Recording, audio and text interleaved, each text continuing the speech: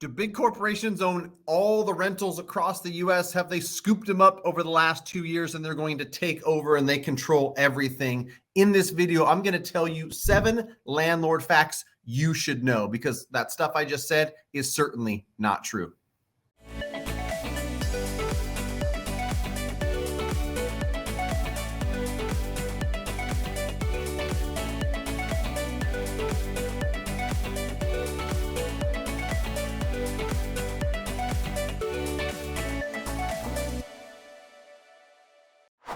All right, Matt, the mortgage guy, residential mortgage broker. If you want to connect me and my team and get pre-approved for a mortgage, greatmortgagebroker.com. In this video, I'm going to speak to you as a real estate investor, as a property owner. Me and my wife are what you would consider mom and pop landlords. And I've got some interesting facts about the average landlord in the US, which I think are important for us all to understand, so we don't all just think that huge corporations own hundreds of thousands of single family residents and they've got control over rents and all those other things, right? So I'm just going to jump right into it. These are 7 landlord facts you should know. First and foremost, 10.6 million Americans earn income from rental properties. This is data from the IRS that basically, 7% of the people that file a 1040 with the IRS declared rental income when they filed their taxes. That's a pretty big number, right?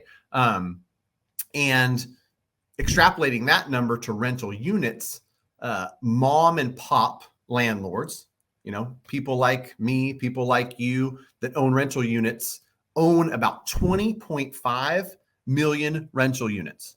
And just to get an idea, there's about 50 million total rental housing units in the US. So mom and pop landlords own 41% of them. A lot of people think that, institutions own a vast majority of these. This data is from JP Morgan Chase. Mom and pop landlords own 20.5 million rental units. The average landlord has 3 properties, right? So the average landlord doesn't have hundreds of properties. I think it's important for tenants to understand and for people who rent properties to understand. The average landlord isn't some big conglomerate and some big business. It's a mom and pop landlord 41% of the time, like that last stat, and the average one owns 3 properties. So they're not ultra bazillionaires, right? They own 3 properties. This data came from My Smart Move. One, they have an average of 3 properties, and 2, these properties aren't extravagant and huge. 40% of landlords own less than 200,000 worth of property.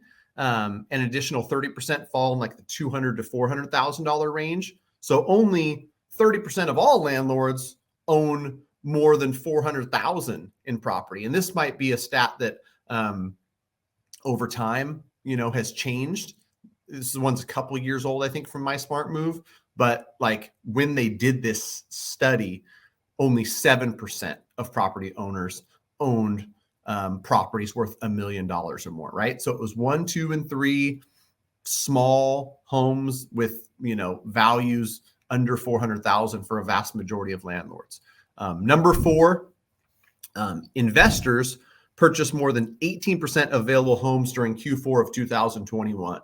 I think this is a fun stat to think about because right now, this market is an investor's market. We're going to see a lot of investors buying homes. It's going to be interesting to see a stat for Q4 of 2022 and how much of the buying is done from investors, right?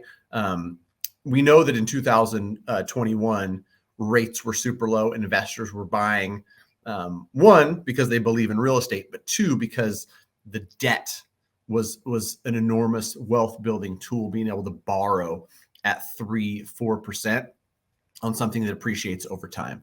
18.4% of the available inventory was purchased by investors, which represented about 80,000 properties worth about $50 billion. That was a Redfin stat. So 50 billion purchased in Q4 of 2021. That number will be smaller in 2022. As far as how much real estate was purchased, I wonder what the percent will be, though. We'll have to check back. Number 5, 7 landlord facts you should know. This one is really cool. Half of single property landlords purchase the property as a primary residence. And what that means is it wasn't somebody who had an abundance of wealth and went out and said, I'm going to buy an investment property. There's somebody who bought a property as their primary residence, lived in it, moved out and bought another one, and called the last house a rental property. That is how a lot of people do it. That's how I've coached a lot of people through it in this day and age, where you might have a 2.5, a 2.75, a 3% on your primary residence. It makes a lot of sense to hold on to that if you're able to when you buy your next property, because that payment that's attached to that really low rate is probably well below what you could rent that property for. And you can immediately turn it into a rental by just moving out, buying something new, throwing a tenant in there, and in most cases, massive amounts of cash flow. I talked to a client yesterday, actually, who's got an $1,100 payment. They could probably rent their home for $2,300. So that's a cool stat. Now let's talk about rents, because I think from both sides of the coin, as a landlord or as a renter, you want to know what's going on with rents. And knowing that 41% of these properties are owned by mom and pop landlords, you're probably not so mad about rental increases, right? They're not big institutions. It's moms and pops who have, in some cases, increasing costs for renovations, for repairs, for property taxes, for other things. So they're not necessarily raising rent just because they want to stick it to you or pad their bottom line as a business. Sometimes they have to and whatnot. So number 6, rents increased 16% on average between January of 21 and December of 21. That's huge, right? The caveat to that is my very next point. Number 7 talks about how much they increased over a decade. So number 6, 16% just in 2021, which was like the aftermath of the pandemic.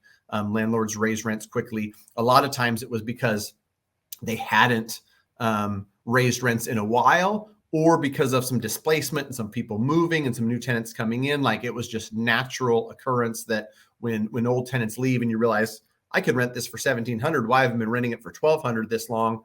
And rents go up, right? But number 7 about the rent rises over the last decade, landlords have raised rents on average 31%. Now, stretched over a decade, that's not terrible. But what I will tell you is, if you're a renter and you're renting something today for $2,000, expect it to likely increase by 30 to 40% over a decade. I'm not saying next year or the year after, but if it's $2,000 a day, it could be $2,600 to $2,800 a decade from now, 10 years from now. It might seem like a long ways away, but if you're in a position to be able to buy a home, you might want to consider that when you buy a home with a 30-year fixed rate mortgage, that payment stays the same. Even if you're trading in $2,000 rent for a $2,200 mortgage, it's not going to be 26 and 28 a decade from now, like the rental can be. So I'll leave links to all these stats, where they came from, the different sources and whatnot. I just thought it was really cool. Landlord facts you should know. Not all owned by corporations. Sure, there's corporations that own 100,000 units, but 41% of these are just moms and pops owning these properties. Like the stat also showed, a lot of people just buy a home, live in it, then move out of it and convert it into a rental. So it's good to know that a lot of wealth in real estate is just owned by regular folks like you and me. If you want to connect with me and my team, get yourself pre-approved, greatmortgagebroker.com. Trust me, we've got a great team in place that wants to help. Fill out the form. Let us know where you're at, how we can help. greatmortgagebroker.com. If you're looking for an agent anywhere across the country, homeandmoney.com/Matt. I'll leave all the links below. Thanks for watching. Hopefully this was helpful. Talk to you soon.